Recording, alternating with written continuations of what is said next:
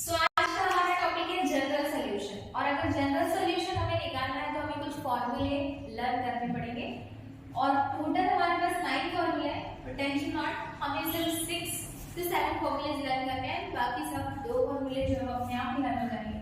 So first तुम्हें याद रखना है ट्रिगो इज इक्वल टू 0 रहा तो हमें सिर्फ साइन कॉस और टैन के ही बारे में सोचना है। और पहला हमारा साइन थीटा इन केस 0 हो जाता है तो ये क्या इंप्लाइज करेगा।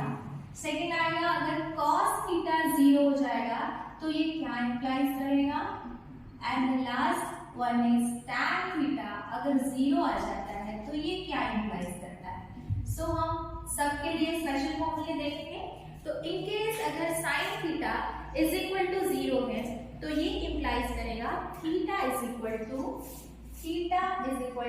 n pi where n belongs to integer. Okay, you can write it I also.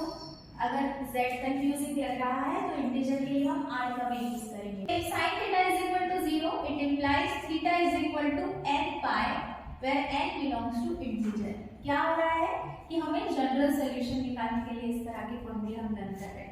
Next आता है cos थीटा, तो ये क्या इंप्लाइज करेगा, ये 0, ये क्या इंप्लाइज करेगा theta is equal to 2n plus 1 pi by 2। Okay, क्या बता रहा है ये theta is equal to 2n plus 1 pi by 2 where n belongs to integer. Okay, tan theta ये हमारा थर्ड फॉर्मूला है और ये हमें बताएगा tan theta is equal to अगर 0 रहा तो ये सेम होता है हमारे sin थीटा की तरह। तो theta is equal to n pi where n belongs to integer, है ना। तो टोटल 6 ही फॉर्मूले हमें बाय हार्ट लर्न करने हैं। देन आता है नेक्स्ट हमें याद रखना है if trigo is equal to trigo रहा तो हमें क्या करना है। Trigo is equal to trigo रहा तो हमें करना है पहला आएगा sin theta, in case sin theta is equal to sin alpha है तो ये क्या इंप्लाइज करेगा। Second cos theta is equal to cos alpha है तो ये क्या इंप्लाइज करेगा। And third tan theta is equal to tan alpha है तो ये क्या इंप्लाइज करेगा। ओके, तो स्टार्ट करते हैं, ये क्या इंप्लाइज करते हैं।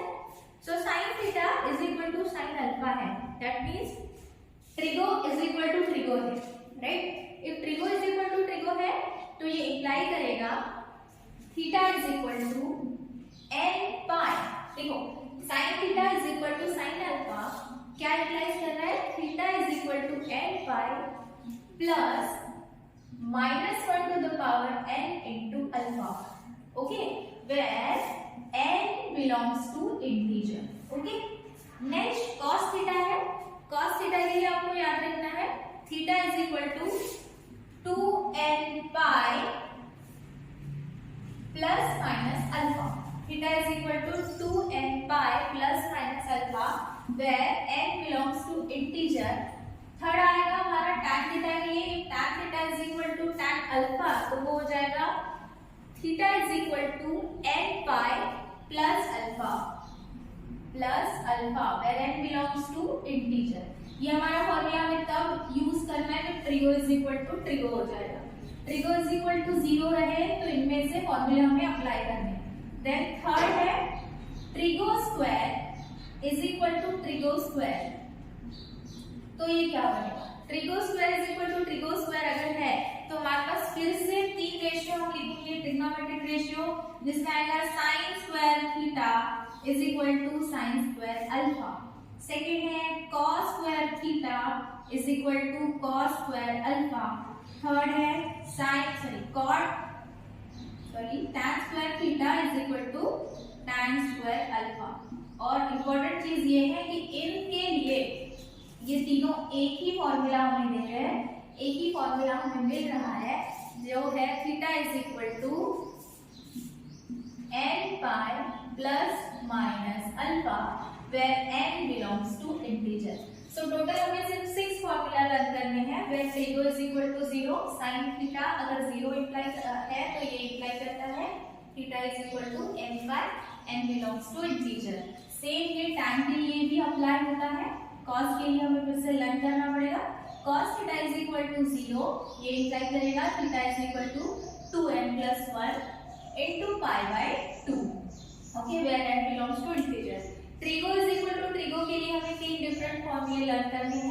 Sign theta is equal to sine alpha, sine case में theta is equal to this much बन जाएगा n by plus -1 to the power n into alpha where n belongs to integer.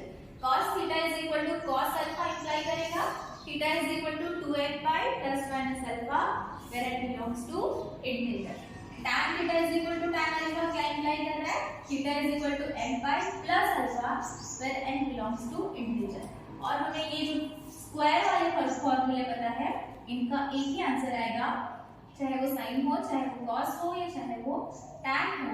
Sign square theta is equal to sine square alpha, ये cos square alpha sorry cos square theta is equal to cos square alpha that is equal to tan square theta is equal to tan square alpha.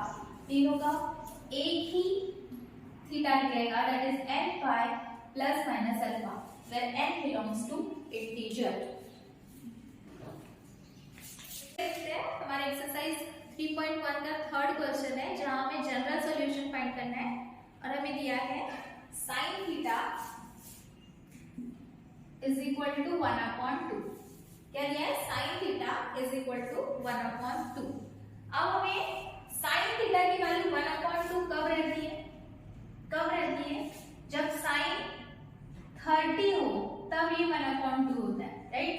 और sin 30 का क्या मतलब हुआ sin π/6 हुआ.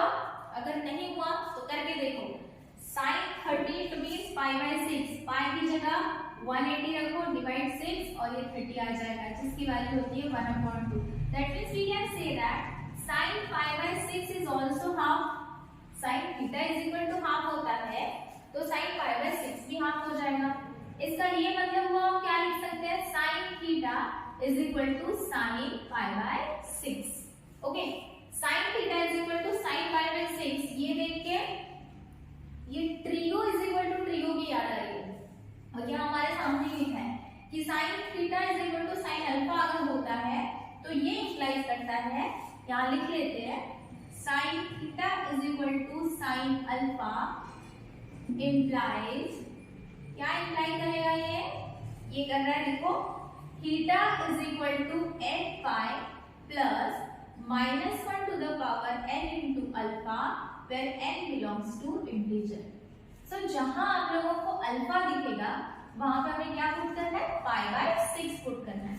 तो क्या value theta is equal to n pi, ये as it is रहेगा -1 का पावर n एंड अल्फा लिखा वहां पर हम लिखेंगे π/6 where n belongs to integer. Here finished. ये रहा हमारा प्रिंसिपल सॉल्यूशन, ये रहा हमारा जनरल सॉल्यूशन. सो जनरल सॉल्यूशन फाइंड करने के लिए हमें ये फॉर्मूले लर्न होने चाहिए, पता होने चाहिए. So we can find the general solution. आगे की एक्सरसाइज आप पूरी सॉल्व करो.